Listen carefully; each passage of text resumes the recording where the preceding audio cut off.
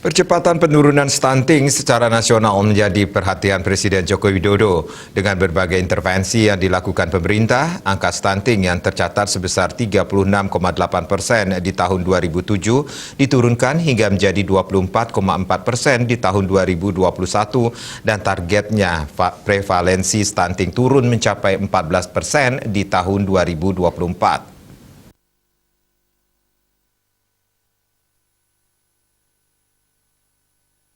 Menteri Komunikasi dan Informatika Johnny J. Plate menyatakan Kementerian Kominfo memberikan dukungan lewat sejumlah komunikasi publik strategis. Dalam keterangan tertulisnya, Menkominfo mengungkapkan pihaknya juga menyediakan pusat data, infrastruktur teknologi informasi, dan komunikasi untuk akses internet. Sebab, ia menilai penanganan stunting perlu dimulai dengan melakukan sosialisasi dengan skala nasional. Direktorat Jenderal Informasi dan Komunikasi Publik Kementerian Kominfo lanjutnya telah menyiapkan dukungan komunikasi publik.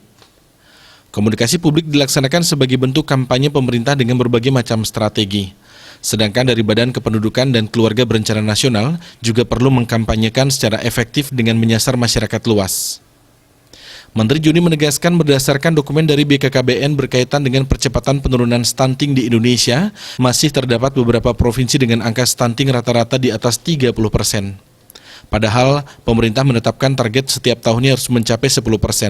Oleh karena itu, Menkominfo mendorong upaya komunikasi juga dilakukan serius seiring dengan penanganan stunting, dan pihaknya juga akan membantu menyediakan aplikasi dan pusat data melalui sistem pemerintah berbasis elektronik.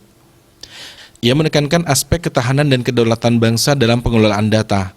Oleh karena itu, data pribadi yang berkaitan dengan stunting perlu dilindungi dengan baik. Selain itu, Kementerian Kominfo menyiapkan dukungan infrastruktur TIK di wilayah 3T, terdepan, tertinggal, dan terpencil, maupun di wilayah non-3T. Menurutnya, guna mendukung pelaksanaan program stunting di tingkat kecamatan oleh BKKBN, pihaknya akan memastikan ketersediaan jaringan internet. Bali Pos melaporkan.